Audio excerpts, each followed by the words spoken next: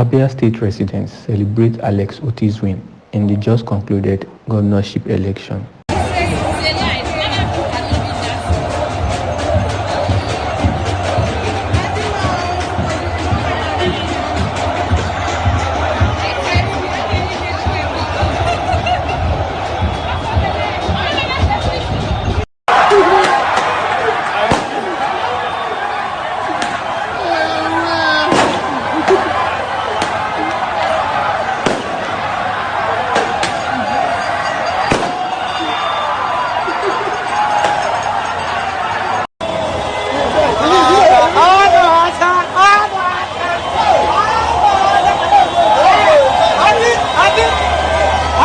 Araba landeleba, Araba landeleba, Araba landeleba.